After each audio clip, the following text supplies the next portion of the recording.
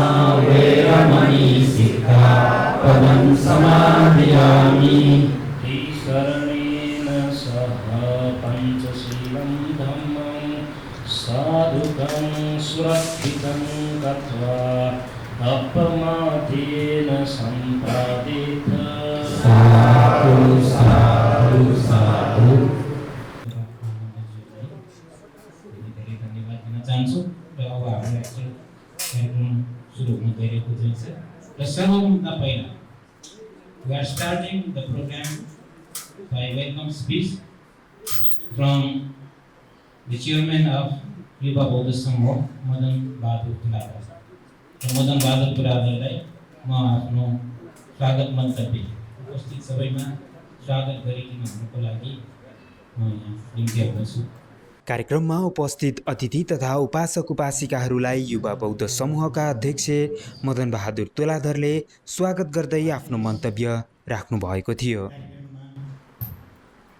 विभिन्न सङ्घ संस्थाबाट पाल्नुभएका र विशेष गरी हाम्रा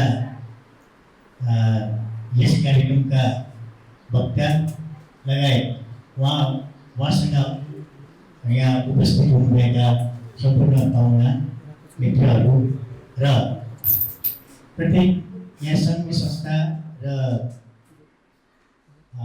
बौद्ध विहारहरूको सबैको लिइराख्न व्यक्तिगत नाउँ लिइराख्दाखेरि अलिक समय हामीलाई कम हुने भएको हुनाले एकमुष्ट सबैलाई यस कार्यक्रममा आफ्नो उचित समय अमूल्य समय दिएर उपस्थित हुनुभएकोमा स्वागत गर्दछु र साथै यो कार्यक्रममा अन्तिमसम्म राम्रोसँग आफूले बसिदिन र उपस्थित भइदिनुको लागि पनि आग्रह गर्दै फेरि एकचोटि तपाईँहरूलाई युवा बौद्ध समूहबाट हार्दिक अनुरोधका साथै स्वागत स्वागत स्वागत। सो पश्चात कार्यक्रममा वरिष्ठ लेखक राजेन्द्र महर्जनले विषय परिचय गराउनु भएको थियो। विषय परिचयपछि बौद्धविद डाक्टर केशवमान साक्यले वक्ता परिचय गराउनु भएको थियो। वक्ता और उनके साथ आए हुए ये बहुत बड़ा सा डेलीगेशन है, उन लोगों का परिचय करने जा रहा हूँ।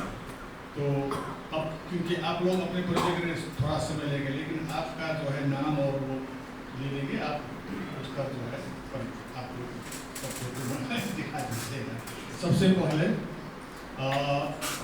बुद्ध मित्र मुसाफिर, वो इनकम टैक्स कमिश्नर है, अधिकारी कमिश्नर है वो वाराणसी का, और वो प्रेसिडेंट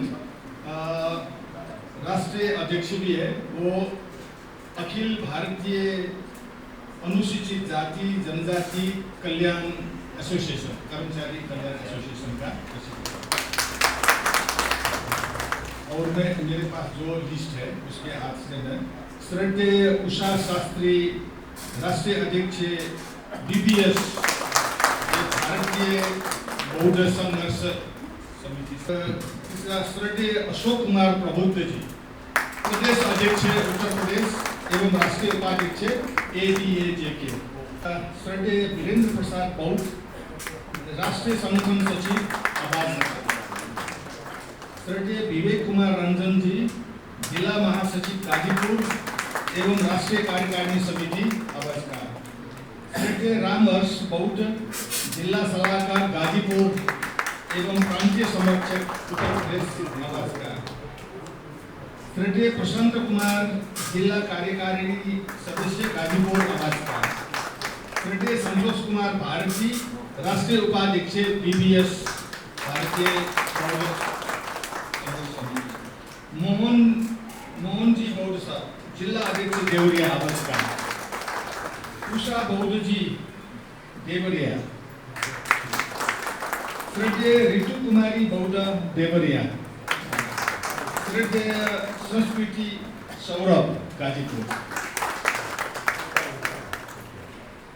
वक्ता परिचयपछि प्रमुख वक्ता बुद्धमित्र मुसाफिरले कार्यक्रमको शीर्षकमा प्रवचन दिनुभएको थियो।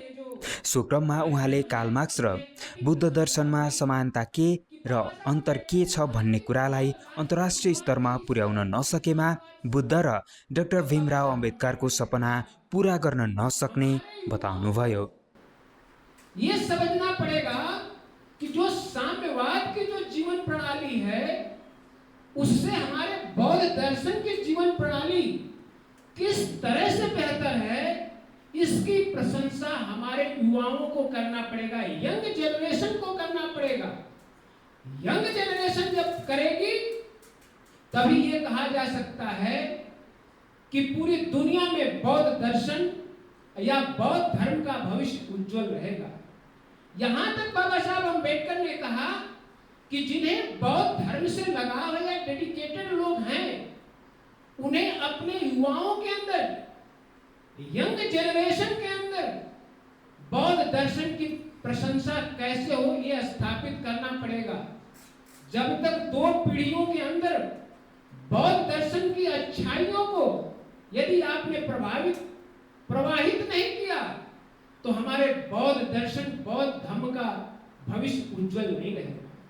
तब बाबा साहब अम्बेडकर कहते हैं कि साम्यवाद कोई नया नहीं है, साम्यवाद का पर्याय बौद्ध दर्शन है। अब आप ये कहेंगे कि साम्यवाद बौद्ध दर्शन का पर्याय है, तो उसके कैसे पर्याय है, इस बात को हम लोगों को समझना पड़ेगा। दोनों को समझने के लिए दोनों बातों को समझना पड़ेगा कि बौद्ध दर्शन की आधारशिला क्या है, और हमें यह भी समझना पड़ेगा कि साम्यवाद दर्शन की आधारशिला क्या है। तो बाबा साहब अम्बेडकर कहते हैं साम्यवाद का दर्शन, उसकी जो बुनियाद है, उसकी जो आधारशिला है, वो शोषण पर आधारित है।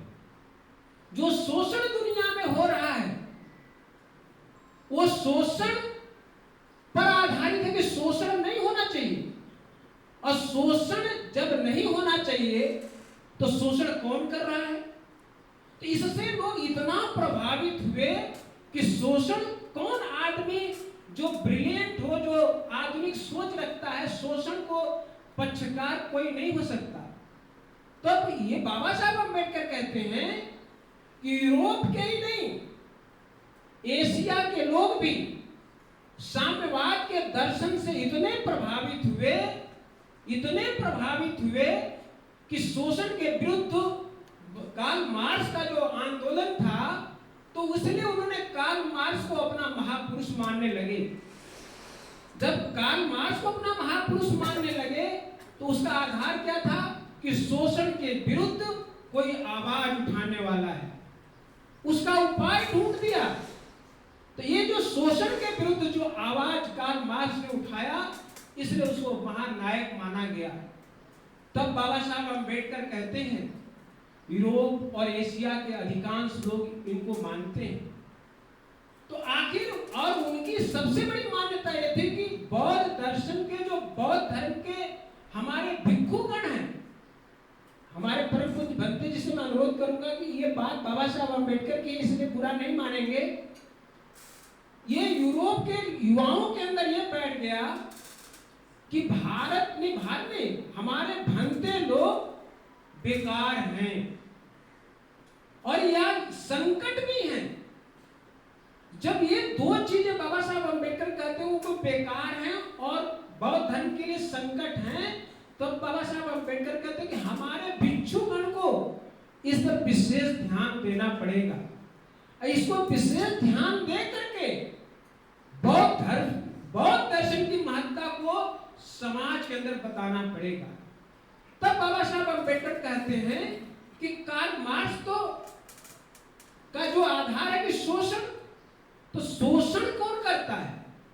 तो बाबा साहब अम्बेडकर ने साम्यवाद को व्याख्या किया कि शोषण जो हो रहा है मजदूरों का, जो आदरणीय हमारे राजेंद्र साहब ने सर्वहारा वर्ग की बोला, तो ये जो शोषण हो रहा है, ये जो शोषण कौन कर रहा है?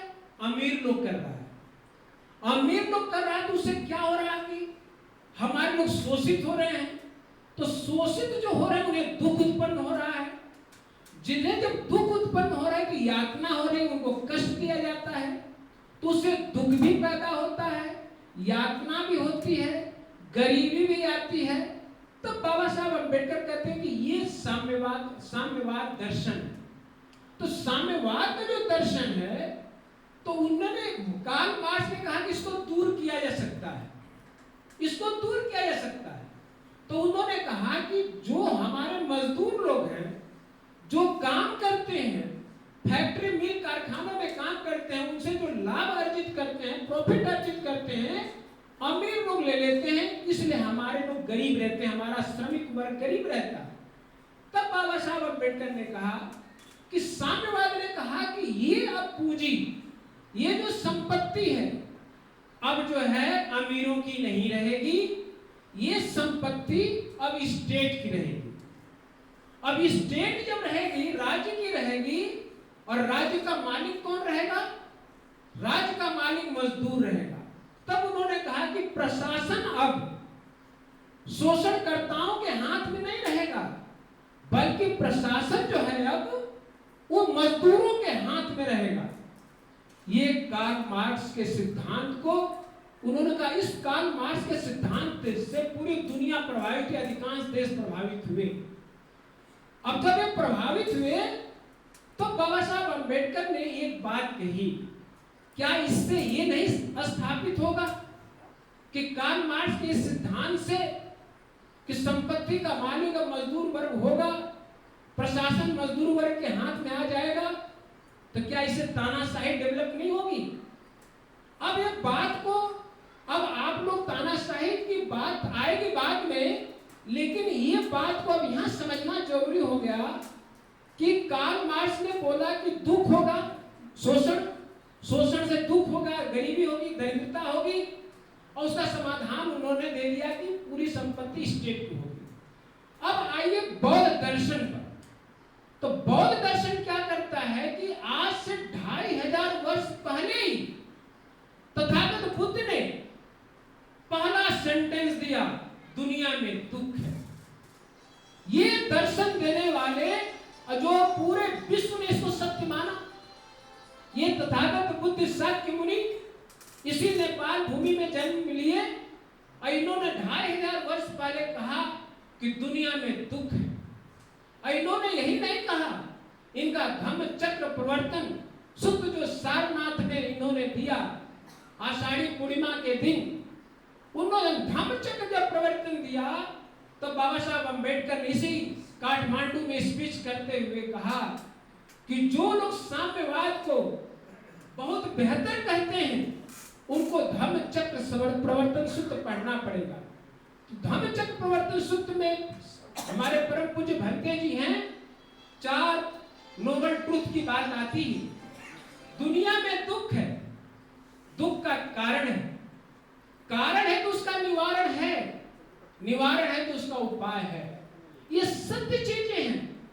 तब बाबा साहब अम्बेडकर ने कहा कि कार्ल मार्क्स से पहले ही दुनिया में दुख है, इस बात को प्रतिपादित करने वाले कोई महापुरुष था, महामानव था तो हमारे तथागत बुद्ध थे, जिनका नकल एक तरह से की जाए तो कार्ल मार्क्स ने बुद्ध का नकल ही किया है। कार्ल मार्क्स का सिद्धांत कोई नया सिद्धांत नहीं है। इस बात को हमारे लोगों को समझने की जरूरत है। तब उन्होंने कहा कि कैसे, जब उन्होंने कार्ल मार्क्स ने कहा कि संपत्ति का मालिक स्टेट होगा, व्यक्ति नहीं होगा, तो इसको बिना पिटक पढ़ना पड़ेगा। आपके बाबा साहब अम्बेडकर ने कहा बिना पिटक पढ़ना पड़ेगा। बिना पिटक में यह है कि हमारे भंते लोग, हमारे भिक्षु लोग संपत्ति नहीं रख सकते। वहां भी कार्ल मार्क्स बोला संपत्ति नहीं रख सकते, यहां खुद तथागत बुद्ध ने बोला कि संपत्ति भिक्षु लोग नहीं रख सकते। तो बिना पिटक में हमारे भिक्षु लोगों के लिए संपत्ति न रखने का आदेश तो ऑलरेडी बुद्ध ही कर। ये तो लोकतंत्र की एक असली पहचान है कि हमें हमारे पास संपत्ति का झगड़ा ही नहीं हो। तो उन्होंने कहा कि हमारे भंते के पास एक उस्तरा रहेगा, आपके चीवर रहेगा, लोटा रहेगा, भिक्षा पात्र रहेगा और सुई रहेगा। ये ऑलरेडी बिना पिटक में जीवन हमको कैसे भंते लोगों को जीवन व्यतीत करना है, संपत्ति का मालिक नहीं रखा। ये तो ऑलरेडी जो कार्ल मार्क्स ने कहा वो ऑलरेडी बुद्ध ने कहा। तो ये आपके शोषण दुख, जो शोषण को लेकर आधार माने, और तथागत बुद्ध ने दुख का आधार माना और इस दुख से मुक्ति पाने के लिए संपत्ति के अधिकार उन्होंने भंते लोगों को नहीं दिया। इसलिए यहाँ पर समानता है। इसलिए कार्ल मार्क्स कोई नया नहीं है। कार्ल मार्क्स का जो साम्यवाद है वो पूरा का पूरा बुद्ध के थ्योरी पर आधारित है। इसको उन्होंने हमारे शाक्य मुनि तथागत बुद्ध ने स्थापित किया। अब दूसरी बात आती है कि आखिर दोनों में असमानता क्या है। What is the difference between Karl Marx theory and बौद्ध थ्योरी? इसको समझना कि डिफरेंस क्या है। अभी तो मैंने आप कहा कि दुख और शोषण एक ही चीज है जो समानता है। अब असमानता इस बात की है कि कार्ल मार्क्स ने कहा कि संपत्ति कोई निजी नहीं रहेगी, सारी संपत्ति स्टेट की होगी। लेकिन तथागत बुद्ध ने कहा उपासक पर लागू नहीं हो सकता है, सभी लोगों पर लागू नहीं होगा कि निजी संपत्ति न रखें। तो बाबा साहब अम्बेडकर ने कहा उपासक निजी संपत्ति रख सकते हैं। ये बात को बाबा साहब अम्बेडकर ने बोला, निजी संपत्ति रख सकते हैं। आप जो ज्यादा मेहनत करता है वो ज्यादा। प्रवचन पश्चात कार्यक्रममा प्रश्नोत्तर भएको थियो। प्रश्नहरूको जवाफ राजेन्द्र महर्जन र बुद्धमित्र मुसाफिरले दिनुभएको थियो। प्रश्नकै हैसियतमा होइन कि यसलाई मेरो जिज्ञासा भन्नुहोस्, यसलाई रिभिजिट डक्टर भीमराव अम्बेडकर भनेको 1956 स्पिचमा मैले यहाँ एउटा मेरो जिज्ञासा के छ भने अब यो मेरो my question goes straight to the key speaker of today's program and partially goes to Mr. Maharjan, Rajendra Maharjan. कि भीमराव अम्बेडकर ज्यूले जुन जिज्ञासा उहाँको स्पिच आखिरमा अर्कै सब्जेक्टमा थियो र उहाँलाई बिस्तारै अर्को सब्जेक्टमा बोल्नुपर्ने जुन बाध्यता हो कि अथवा त्यहाँ कोही किसिमको पोलिटिकल त्यहाँ मोटिभेसन छ कि के हो त्यो मेरो जिज्ञासा हो। किनभने यो कन्टेक्स्टमा हेर्ने हो भने बुद्धिज्म, अहिंसा in Buddhism far more important in context of Nepal, that times Nepal. त्यो बेलाको नेपालको लागि फार मोर इम्पोर्टेन्ट हो त्यो। तर अब उहाँले 3-4 जना अथवा त्यहीँको केही मान्छेहरूको अनुरोधमा आफूलाई फेर्नुभयो। जबकि त्योभन्दा अगाडि जब त्यहाँ इन्डियामा एउटा जातपात तोड आन्दोलनमा उहाँले स्पिच दिन लाग्दाखेरि उहाँको स्पिचमा केही कुरा परिवर्तन गर्नु पर्यो भनेर अनुरोध गर्दा उहाँले no I can't change my speech not even the comma भनेर भन्नुभएको उहाँ जस्तो खतरा अथवा तगडा मान्छेलाई यहाँ आफ्नो स्पिच परिवर्तन गर्न लगायो। यस पछाडि के छ? मेरो जिज्ञासा यसमा छ र यसमा के पोलिटिकल मोटिभेसन थियो कि? जबकि त्यो यो के अरे कार्ल मार्क्स एन्ड बुद्धिज्मको स्पिच उहाँले इन्डियामा दिइसकेको थियो। Why should it be repeated that time? त्यसकारण यसको पछाडि के छ भन्ने मेरो जिज्ञासा छ। त्यो जिज्ञासा अब पार्सली हाम्रो इतिहास हो। Please thank you very much for जिज्ञासा। प्रश्नको मैले के हद जवाब दिएर जस्तो लाग्छ भने खालि दोहोऱ्याउनुपर्ने कहाँ छ भन्दाखेरि अम्बेडकरको विज्ञता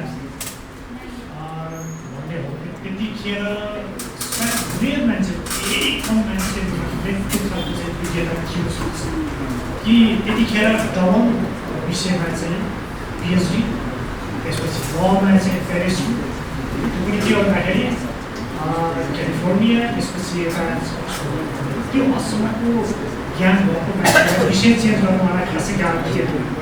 अनि अर्को के थियो भने उहाँ आफैले बुद्धिज्मको बारेमा, मार्क्सिजमको बारेमा यति धेरै डिबेट हालिदिनुभएको छ, लेख्नु गर्नुभएको छ र त्यसले पनि उहाँलाई चाहिँ के गर्दाखेरि कुनै विषयमा बोल्नलाई, विशेषमा आफ्नो विज्ञता भएको विषयमा बोल्नलाई खासै गाह्रो भयो।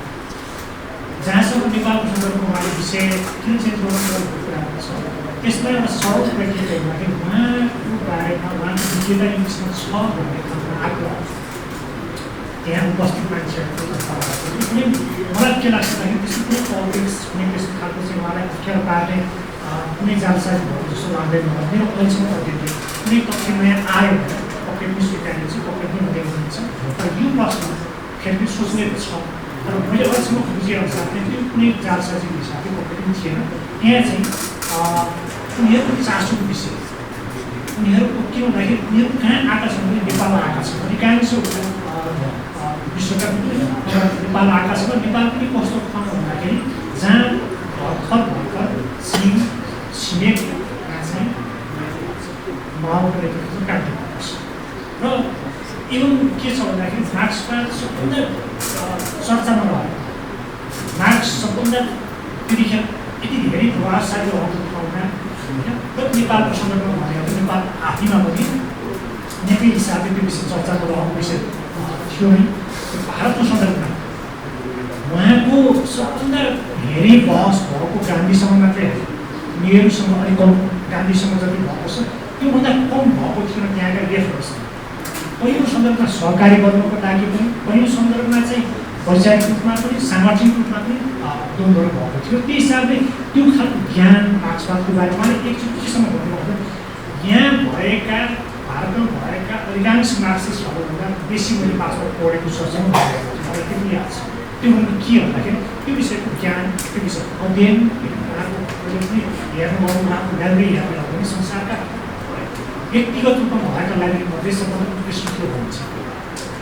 त्यो हिसाबको ज्ञान भएको मान्छे विषयको हिसाबले त्यति धेरै अन्यल या अप्ठ्यारो प्राप्त गरिरहेको I have read and I have listened many times the YouTube on Ambedkar, Dr. Ambedkar. I am one of the well-wishers of Dr. Ambedkar group.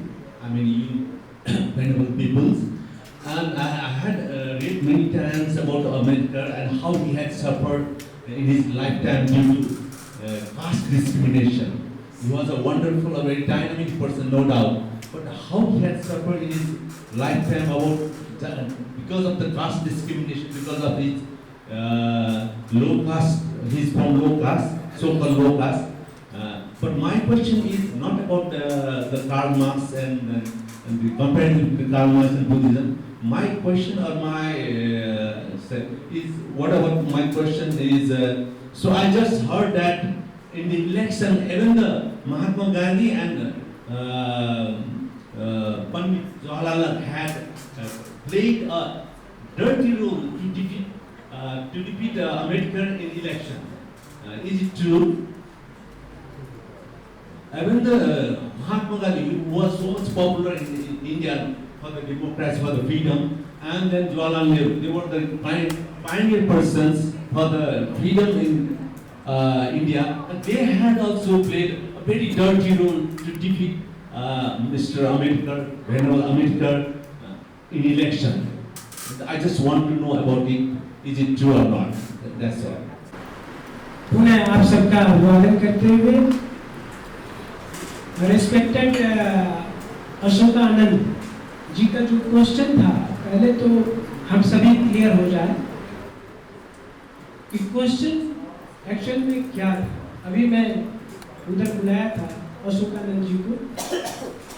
Ashokanand जी का कार्ल मार्क्स और बुद्ध पर क्वेश्चन नहीं है, एकदम बिल्कुल विषय से हट कर जो इंडिया के परिप्रेक्ष्य के अंदर क्वेश्चन है और बहुत ही सेंसिटिव और बहुत ही आवश्यक क्वेश्चन है जो सबको जानना आवश्यक है।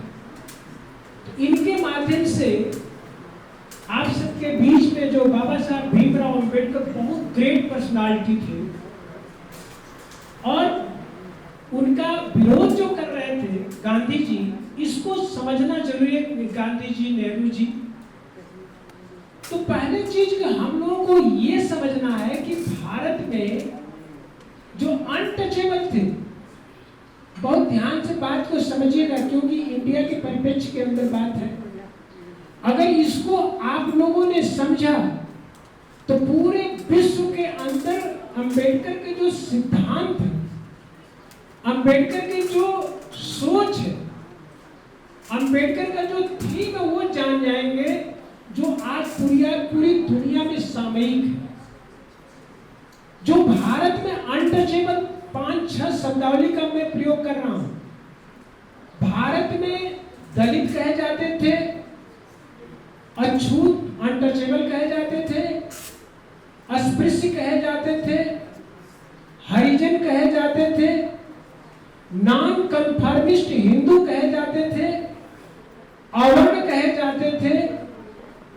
ये शब्दावली प्रयोग होती थी। अभी जब शब्दावली प्रयोग हो रही थी तो यहां पर आप लोगों को एक बात बताना जरूरी है इंडिया के परिप्रेक्ष्य के अंदर कि जब राउंड टेबल कॉन्फ्रेंस 1930, 1931, 1932 में जब चल रहा था तो वहां पर जो पॉलिटिकल पावर जो डिस्ट्रीब्यूट होगा इंडिया को आफ्टर इंडिपेंडेंट, तो वो पावर किसको जाएगा, ध्यान से समझिएगा, पॉलिटिकल मसला था। तो ये था कि हिंदू क्लेम कर रहा था, मुसलमान क्लेम कर रहा था, सिख क्लेम कर रहा था, ईसाई क्लेम कर रहा था और एंग्लो इंडियन क्लेम कर रहा था। अब सवाल है कि व्हाट अबाउट अस्पृश्य, अछूत, दलित? तो गांधी जी इस पर कह रहे थे कि भारत के अछूत, अस्पृश्य, दलित, नॉन कन्फर्मिस्ट हिंदू, हरिजन, दलित, ये सब हिंदू के पार्ट हैं, इसलिए इनको पॉलिटिकल राइट नहीं मिलना चाहिए। याद रखिएगा, basic difference between Gandhi and Ambedkar and also Nehru. ये लोग कह रहे थे कि अस्पृश्य अछूत दलितों को कोई पॉलिटिकल राइट नहीं मिलना चाहिए, क्योंकि इनका अस्तित्व हिंदुओं से अलग नहीं है। ये कौन कह रहा था? गांधी एंड नेहरू, कि ये हिंदू के पार्ट हैं, they are belong to Hindu community, not separate from Hindu. इस बात को कह रहे थे गांधी। बट अंबेडकर क्या कह रहे थे, इसको समझना जरूरी था। बाबा साहब भी, देखिए आप लोग समझिए, बाबा साहब अंबेडकर कह रहे थे कि भारत के सामाजिक जीवन में, सोशल लाइफ में दलित, अछूत, अस्पृश्य और हरिजन ये सब हिंदू नहीं है।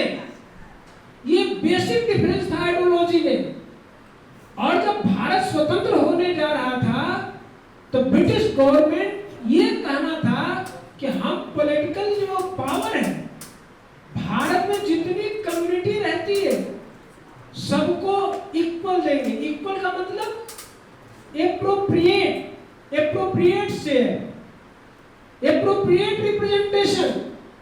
एप्रोप्रिएट रिप्रेजेंटेशन ये होता है कि जिसकी जितनी संख्या होगी उतनी उसकी भागीदारी होगी। अब सवाल खड़ा हुआ कि ये एक्चुअल में वहां डिसाइड हो रहा था, तो वहां पर जो पॉलिटिकल पावर जो ट्रांसफर हो रहा था, जो इंडिया के अंदर 1947 के अंदर, तो वो गांधी खाली कर दे कि भारत में मुसलमानों का अधिकार दिया जाए, पॉलिटिकल पावर दिया जाए, रिप्रेजेंटेशन दिया जाए, सिखों को भी दिया जाए, ईसाइयों को दिया जा सकता है, मुस्लिम को दिया जा सकता है, क्योंकि ये हिंदुओं से सेपरेट है। लेकिन बाबा साहब अंबेडकर ने कहा कि जिस तरह से मुसलमान, सिख, ईसाई, एंग्लो इंडियन हिंदुओं से सेपरेट हैं, उसी तरह से भारत के दलित भी हिंदुओं से सेपरेट हैं। इसी आधार पर गांधी और अंबेडकर पर मतांतर हुआ और अल्टीमेटली बाबा साहब अंबेडकर ने इस बात को सिद्ध कर दिया 1931 में कि क्यों आप भारत के दलितों को हिंदू कहते हैं, क्या कारण है? तो एक ही कारण है ना, उपासना पद्धति, पूजा पाठ पद्धति। वो भी हनुमान को मानते हैं, हिंदू देवी देवताओं को, और यहाँ के भारत के दलित भी मानते हैं।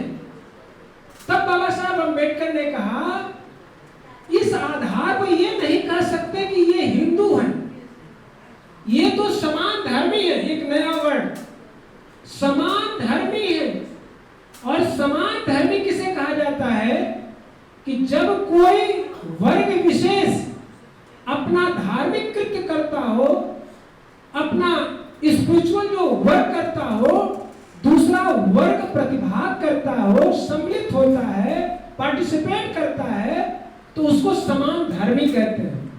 तब बाबा साहब अंबेडकर ने कहा कि हम लोग इनके धर्मों का आदर करते हैं, पार्टिसिपेट करते हैं, हम लोग हिंदू नहीं है। You are not Hindu, you are not a part of Hindu society. तब एक बात बाबा साहब अंबेडकर ने एक बात और किया कि एक्चुअल देखने से लगता है कि हम हिंदू कम्युनिटी के हैं, तो इसको एक एग्जाम्पल किया बाबा साहब अंबेडकर कि इनका मकान ऊंचाई पर है और हमारा समझ लीजिए कि उनका पहाड़ पर है, हमारा समतल एरिया के अंदर है, तो इनका मकान ऊंचाई पर है, मेरा मकान नीचे है। इनके जो नापदान का जो पानी है वो पानी वहां गिरता है, मेरे दरवाजे पर आ जाता है, तो कोई थर्ड पर्सन आता है तो कहता है कि ये आपके दरवाजे पर गंदा जो पानी है वो आपका है। तब बाबा साहब अंबेडकर कहते हैं कि हिंदू धर्म के देवी देवताओं को मान लेने से हम लोग हिंदू नहीं हैं। तब बाबा साहब अंबेडकर ने राउंड टेबल कॉन्फ्रेंस में 1932 में यह सिद्ध किया कि भारत के जीवन में अस्पृश्य, अछूत, दलित हिंदू कम्युनिटी से बाहर है। इसी आधार पर पॉलिटिकल रिजर्वेशन, पॉलिटिकल रिप्रेजेंटेशन हम लोगों को भारत में मिलता है। पहला लड़ाई है। दूसरी लड़ाई ये थी कि एक हिंदू कोड बिल भी लाया बाबा साहब अम्बेडकर ने नेहरू के समय। ये तो गांधी की लड़ाई हो गई कि हम लोग हिंदुओं से अलग है, ये एकदम बिल्कुल डिफरेंस है। और गांधी चाहते कि ये हिंदू है तो हम लोग हिंदुओं से अलग है, ये इस्टेब्लिश हो गया 1932 में। वहीं से हम लोग को एक उसका नाम है, जब आप लोग थोड़ा और गूगल के अंदर सर्च करें कम्युनल अवार्ड, तो कम्युनल अवार्ड के अंदर हम लोगों को भारत के जीवन में जो आज का जो वहाँ का पहले 1930, 1931, 1932 में वहाँ पर शेड्यूल कास्ट, शेड्यूल ट्राइब का कॉन्सेप्ट नहीं था। उस समय केवल डिप्रेस्ड क्लास का कॉन्सेप्ट था, दलित।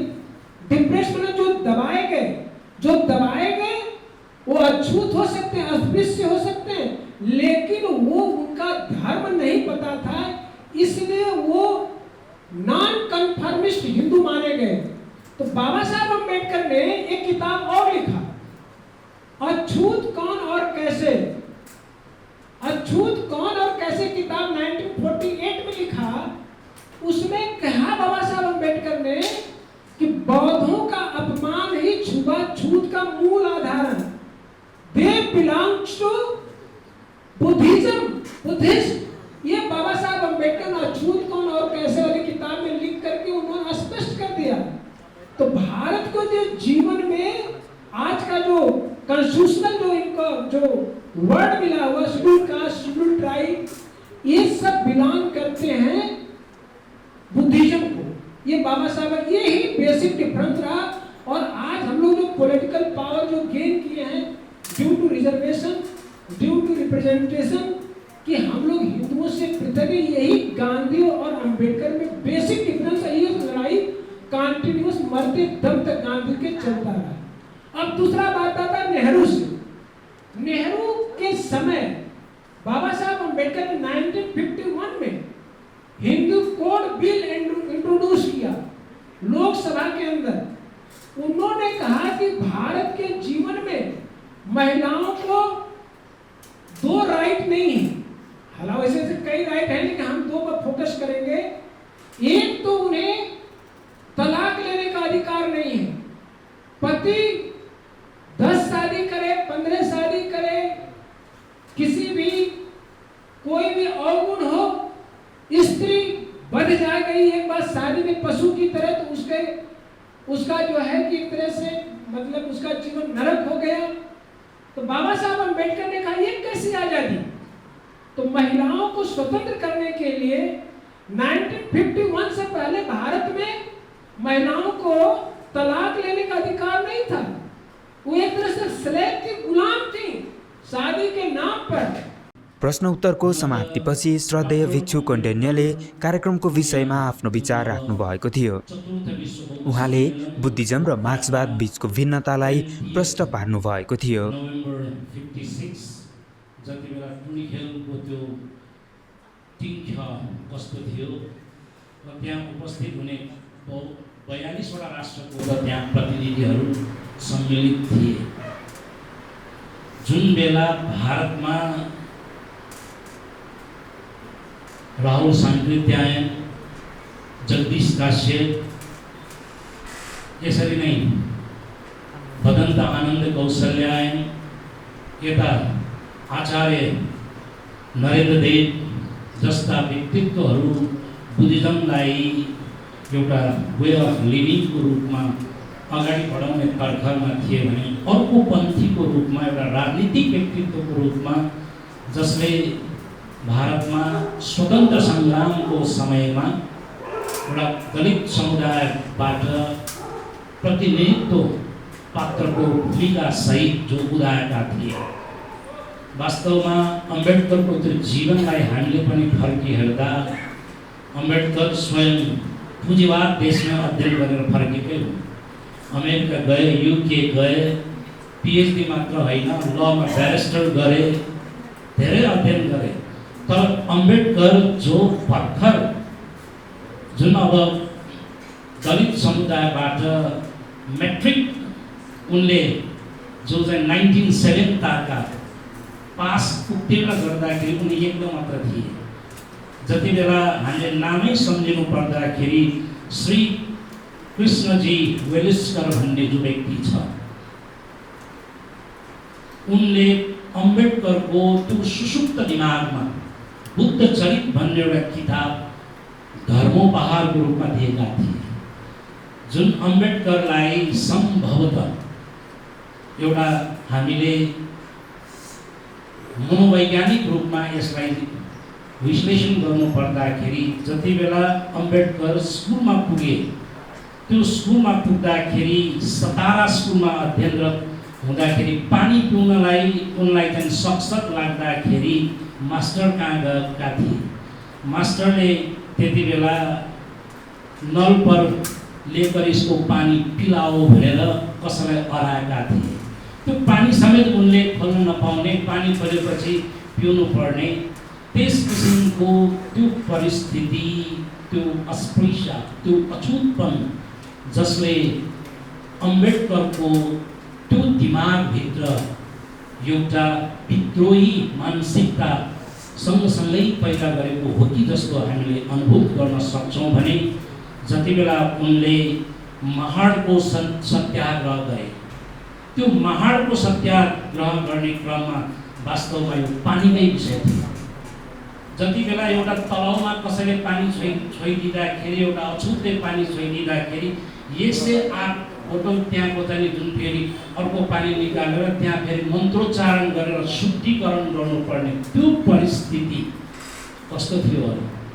यस किसिमको सिनेरियो जसले अम्बेडकरलाई जुन महाड सत्याग्रह मात्र होइन, उनलाई नासिक सत्याग्रह गर्न समेत उत्प्रेरित गरेको हामी देख्छौँ कि धर्मको नाममा, धर्म जहाँ देवतालाई छुन जाने, दर्शन गर्नलाई समेत त्यहाँ एउटा बन्देज लगाएको थियो भने कि कुनै बेला एउटा मन्दिरमा स्वयं अम्बेडकर पढे लेखेको भएर आइसक्दाखेरि पनि यहाँ तपाईलाई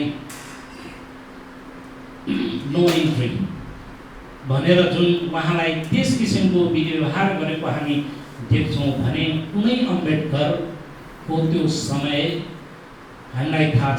कार्ल मार्क्स जो 1918 जुन 18औं शताब्दीमा उनी आइसकेपछि कार्ल मार्क्स, एङ्गल्स हुँदै, लेनिन हुँदै यता चीनमा माओ त्से-तुङ र त्यसको सँगसँगै आजसम्म आउँदाखेरि डेङ स्याओपिङ हुँदै अहिले सी जिनपिङसम्म आइपुग्यौँ र त्यति बेलाको त्यो समय सम्भवतः एउटा पुँजीवादको त्यो रफ्तार र सँगसँगै साम्यवादको त्यो रफ्तारको बिचमा भारतीय विद्वानहरूमध्ये एउटा त्यति बेला नाम कहलिएको राहुल साङ्कृत्यायन सम्भवतः यो जुन चतुर्थ विश्व बौद्ध सम्मेलन भइरहेको टाइममा राहुल साङ्कृत्यायन तिब्बत यात्रामा थिए। उनी यति बेला यहाँ थिएन काठमाडौँ। राहुल साङ्कृत्यायनको त्यो अनुपस्थितिमा अम्बेडकरको जुन उपस्थिति र त्यसपछि अम्बेडकरको जुन बुद्ध एन्ड मार्क्सको विषयमा एउटा स्पिच जसले अहिलेसम्म हामीलाई झकझकाइरहेको छ। विशेष त यसमा साम्यवादीको कुरा गर्दाखेरि हामी यहाँ पनि अघि हाम्रा प्रमुख वक्ता बुद्धमित्रजीले पनि सामञ्जस्यताका कुराहरू पनि कतिपय गर्नुभयो। मार्क्सले र बुद्धको विषयमा वा बुद्धले मार्क्सको विषयको जुन यो सामञ्जस्यता अन्तर्गत हामीले सहज रूपमा भन्छौँ, बुद्धले दुःख छ भन्नुभयो, मार्क्सले गरिबी हटाऊ भन्नुभयो।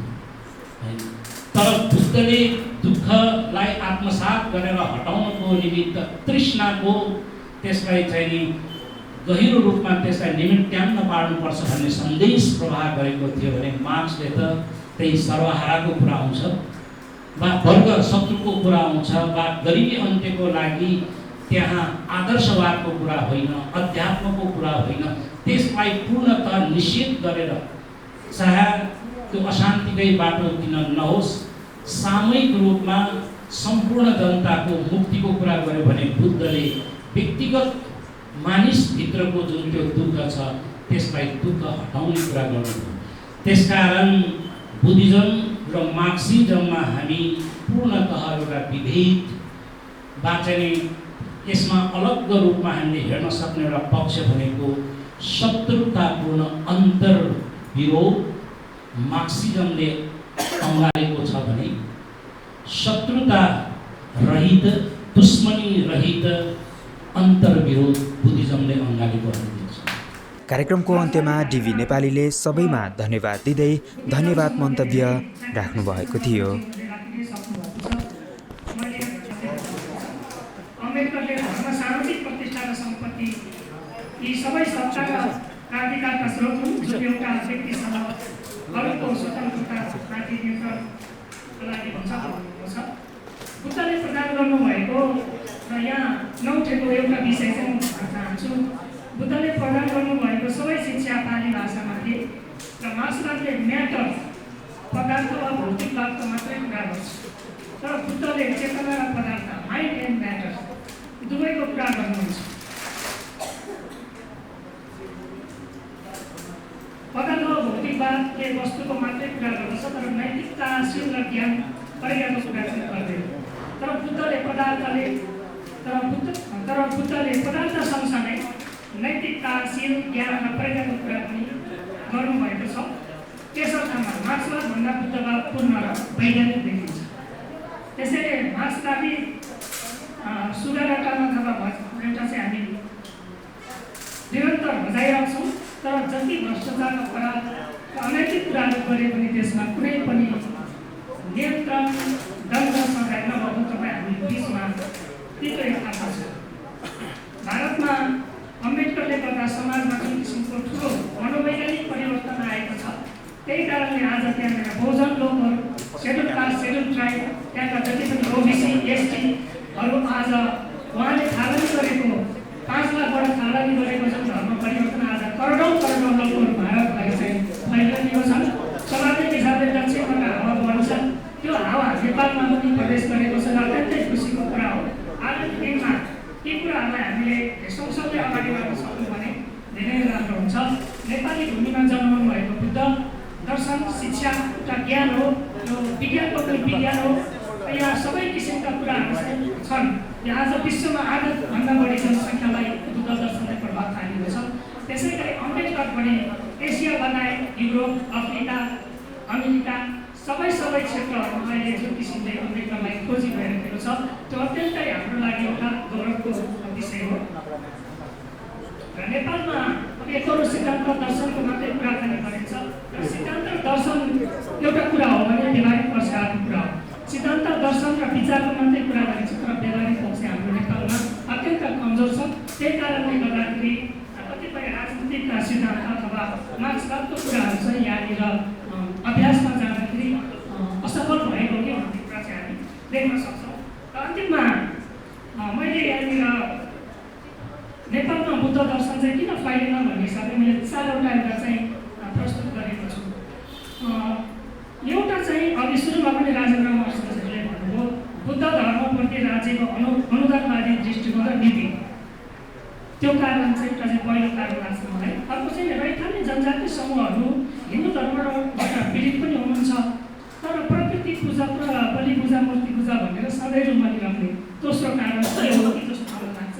तेस्रो कारण चाहिँ रैथाने कथित दलित समूह, उनीहरू पनि मूलवासी नै हुन्। रैथाने कथित दलित समूहहरू हिन्दू धर्मभन्दा बाहिरका भएर पनि हिन्दू धर्मलाई उत्पीडन, पीडन र अत्याचारलाई चाहिँ सहेर बसिरहने, त्यहाँबाट कहिले पनि बाहिर ननिस्किनु। चौथो कारणमा चाहिँ बुद्ध धर्म नफैलिनुमा मार्क्सले धर्मअभिमो भनिदिए।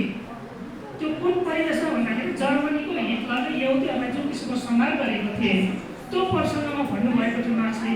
तर नेपाली कम्युनिस्ट मार्क्सवादीहरूले चाहिँ बुद्ध धर्म दर्शन र शिक्षालाई नै गहिरोसँग अध्ययन नै नगरिकन केवल सामान्य धर्म अर्थात् मार्क्सले भनेको कुरालाई मात्रै स्मरण गरिरहेको कारणले गर्दाखेरि अलिकति बुद्ध दर्शन धर्मलाई उपेक्षा गरेको कारणले यी 4वटा कारणले चाहिँ बुद्ध दर्शन धर्म अथवा विचार चाहिँ नफैलेको हो कि भन्ने मेरो निष्कर्ष हो। यी 4 अवस्थाबाट मुक्त नहुँदासम्म नेपालमा बौद्ध धर्मको विस्तार र विकास सम्भव देखिँदैन। र विशेष गरी अब आजको यो अत्यन्तै महत्त्वपूर्ण कार्यक्रमका सम्पूर्ण आजको कार्यक्रमलाई सफल बनाउन लाग्नुभएका सम्पूर्ण युवा बुद्ध समूह र हाम्रो बुद्ध विहार लगायत सम्पूर्ण आयोजकहरूको तर्फबाट हामी सबैलाई हाम्रो निमन्त्रणलाई स्वीकार गरेर भारतबाट आउनुभएका प्रमुख वक्ता लगायत उहाँको सम्पूर्ण समूह र विभिन्न मिडियाकर्मीहरू विभिन्न विद्वत क्षेत्रबाट चाहिँ आउनुभएका अतिथि महानुभावहरूलाई हामी आयोजकको तर्फबाट हृदयदेखि नै हार्दिक धन्यवाद आभार प्रकट गर्न चाहन्छौँ। हामी सबै अलिकति ढिला भएको कारणले गर्दाखेरि हामी ढिलो हुन गयौँ, त्यसको लागि यहाँलाई क्षमा माग्दै यहाँहरू सबैलाई हार्दिक धन्यवाद ज्ञापन गर्दै साधुवाद चक्राउन चाहन्छु। नमो बुद्धाय, जय भीम, साधुवाद साधुवाद साधुवाद। Jojo Lappa from Ritu Kumari.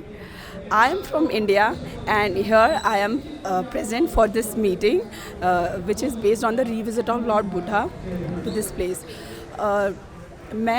मेरा नेपाल में आना हुआ है इस मीटिंग के लिए और मैं बहुत खुश हूँ कि मुझे यहाँ पर आना हुआ। मुझे आप लोगों से मिलके बहुत ज़्यादा खुशी हुई। यहाँ पर सभी लोग बहुत हॉस्पिटेबल हैं, सबने बहुत अच्छी प्यारी हॉस्पिटैलिटी दी। और साथ ही अगर मैं बात कहूँ डॉक्टर भीमराव अंबेडकर की, तो जो उद्देश्य रहा हमारे बुद्ध जी का, उसी विचार से ही मिलता जुलता जो विचार था वो बाबा साहब का था। उनका यही कहना था कि हम सभी समान जीवन जिए, सबको अधिकार है अच्छा जीवन व्यतीत करने का। और इसीलिए बाबा साहब ने अपने आप को बुद्धिज़्म में कन्वर्ट किया।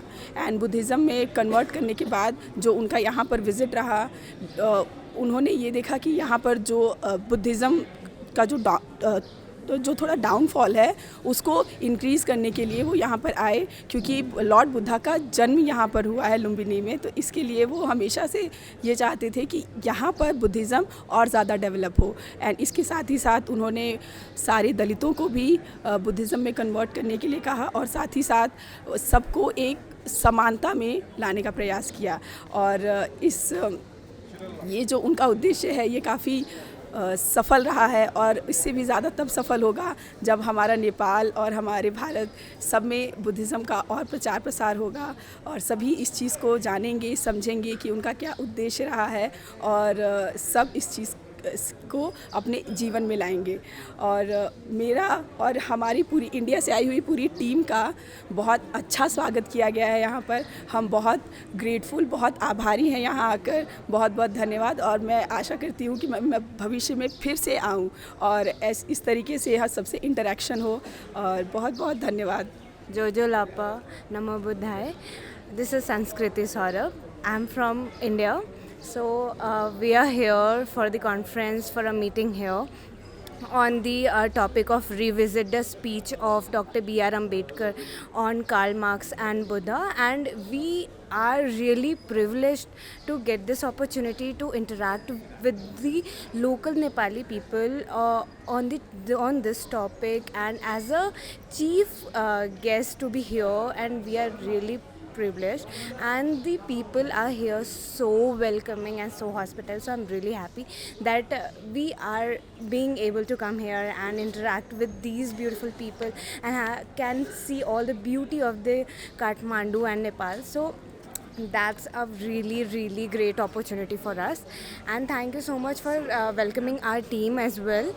And the topic for which we are here is on Dr. B.R. Ambedkar's impact. Why did he came to Nepal and what was his speech about? So I think that Nepal is a birth country of Lord Buddha, and here is downfall of the Buddhism. So he thought about it. He think like, why a country whose land is blessed by Lord Buddha is being unaware of his knowledge, his privileges. So I think his speech on this and his motivation that we should be united as a Buddhist people and as a Buddhist community. So I think this is a great impact, and I hope people of Nepal will think about it and they will have a great impact if after this. I hope so. This is a very small initiative from our side, and thank you so much for having here. And so it was a amazing opportunity to be here, and I would love to come here again. And thank you so much for having us here, and thank you so much.